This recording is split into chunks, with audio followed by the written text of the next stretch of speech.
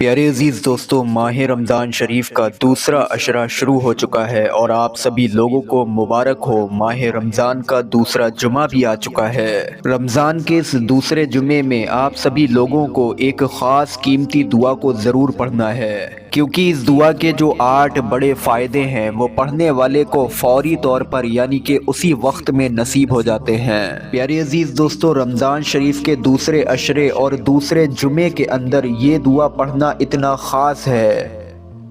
کہ صرف اتنی سی بات سمجھ لیجئے کہ بد نصیب ہوتے ہیں وہ لوگ جو اس دعا کو رمضان کے دوسرے عشرے یا دوسرے جمعے میں نہ پڑھیں۔ اس دعا کے پڑھنے سے حاجتیں بہت تیزی کے ساتھ میں قبول ہوتی ہیں، لہٰذا کسی انسان کی اگر کوئی خاص حاجت ہے، کوئی خاص کام اگر کسی کو بنانا ہے، کسی خاص مقصد میں کامیابی پانا ہے، تو وہ یہ بات کان کھول کر سن لے کہ اس کے لیے یہ رمضان کا دوسرا عشرہ اور دوسرا جمعہ یہ بیش قیمتی خزانے جیسے دن ہیں۔ پیارے عزیزان گرامی، اکثر میں نے ایسے بہت سے لوگوں سے ملاقاتیں کی ہیں جن کی ایک ہی جمعے کے اندر بہت ساری دعائیں قبول ہوئی ہیں۔ یہ جمعے کے دن کی رحمت اور برکت ہے کہ اللہ تبارک و تعالی اس مبارک دن میں لوگوں کی دعاؤں کو کثرت سے قبول فرماتا ہے۔ لیکن ایسا جمعہ اگر ماہ رمضان شریف میں آئے اور ماہ رمضان شریف کا دوسرا عشرہ ہو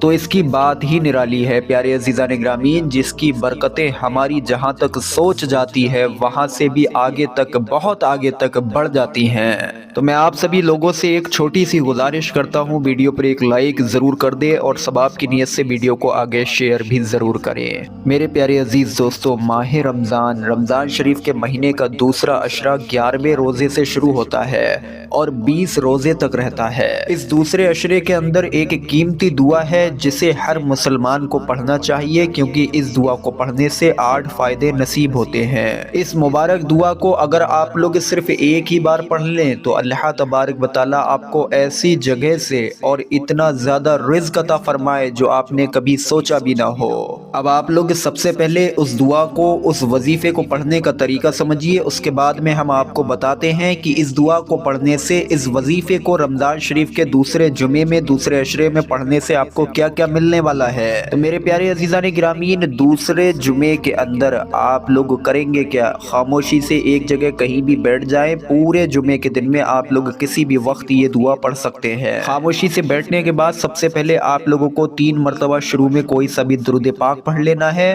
اس کے بعد میں آپ لوگوں کو استغفار کی دعا،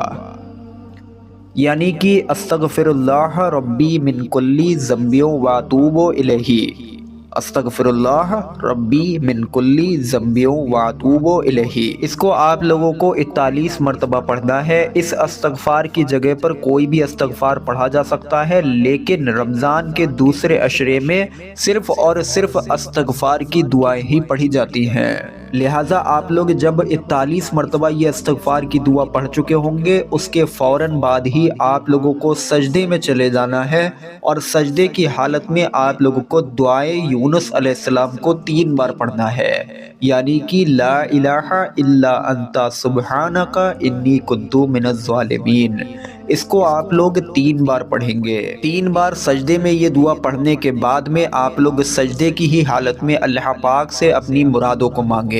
اگر آپ لوگ سجدے میں 3 بار یہ دعا پڑھ کر صرف اٹھ جائیں، دعا نہ بھی مانگیں، تو بھی آپ کو 8 فائدے نصیب ہونے والے ہیں اسی وقت میں۔ وہ کون سے ہیں؟ اب آپ لوگ ایک ایک کر کے سن لیجئے۔ نمبر 1، یہ وظیفہ آپ لوگ اگر پڑھتے ہیں تو یقین مانیے، آپ یہ سمجھ لیجئے کہ آپ کے اوپر اللہ تبارک و تعالیٰ کی رحمت کے دروازے کھل چکے ہیں۔ اب آپ کی زندگی سے تمام پریشانیاں ختم ہونے والی ہیں، کیونکہ اللہ تبارک و تعالیٰ کی رحمت آپ کے اوپر پوری طریقے سے کھل چکی ہے۔ دوسرا فائدہ، اس وظیفے کو پڑھنے والے کے مال میں اور اولاد میں بے تحاشا اضافہ ہوتا ہے، یعنی کہ آپ کے مال پر اگر کوئی کاروبار پر بندش ہے، کاروبار اچھا نہیں چلتا ہے، رزق تنگ ہے، رزق کم آتا ہے، خرچ بہت زیادہ ہیں، تو آپ لوگوں نے یہ وظیفہ کر لیا، اب آپ لوگ اطمینان سے بیٹھ جائیے، ایمانداری سے، نیک نیت سے اپنے کام کاج کیجئے، اللہ تبارک و تعالیٰ آپ کو اپنے غیب کے خزانوں سے بے تحاشا رزق عطا فرمائے گا۔ نمبر 3، یہ وظیفہ پڑھنے والے کی دعا ضرور قبول ہوگی انشاءاللہ تبارک و تعالی۔ اگر آپ نے یہ وظیفہ مکمل طریقے سے کیا تو یقین جانیے آپ لوگ اللہ پاک سے جائز مراد،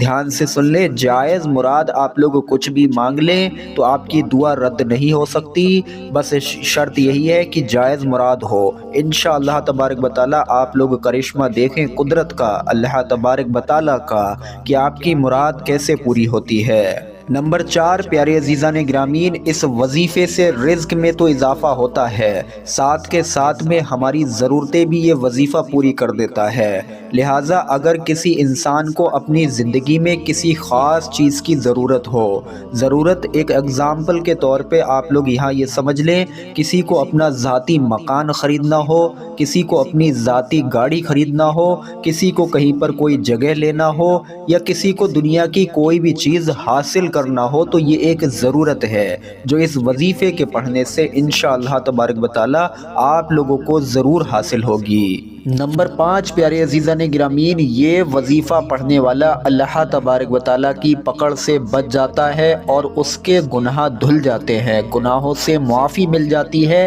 ساتھ کے ساتھ وہ ڈھیروں اجر و ثواب کا مستحق بھی ہوتا ہے۔ نمبر 6، جو انسان بھی یہ وظیفہ پڑھے گا تو اس کے اوپر اور اس کے گھر کے اندر اللہ تبارک و تعالیٰ کی رحمت کی بارشیں نازل ہوں گی، جس کی بدولت اس کے گھر کے اندر ہمیشہ چین سکون رہے گا، اس کی زندگی کے اندر امن رہے گا اور اس کی زندگی خوشحال گزرے گی۔ نمبر 7، یہ وظیفہ پڑھنے والا اگر کمزور حالت میں ہے، بیماریوں میں مبتلا ہے یا اس کے اندر طاقت نہیں ہے، تو میرے پیارے عزیزان گرامین، یہ وظیفہ روحانی طاقتوں میں اضافہ کرتا ہے، انسان کی طاقت بڑھ جاتی ہے، اس کے جسم کے اندر سے بیماریاں باہر نکل جاتی ہیں اور وہ صحت یاب بھی ہو جاتا ہے۔ 8واں فائدہ پیارے عزیزان گرامین، اللہ تبارک و تعالی استغفار کا وظیفہ پڑھنے والوں کو باغوں اور نہروں سے نوازتا ہے۔ قرآن کریم میں اللہ تبارک و تعالی ارشاد فرماتا ہے، اللہ تمہارے لیے مال اولاد کو بڑھائے گا اور تم کو باغ عطا فرمائے گا اور تمہارے لیے نہریں جاری فرمائے گا۔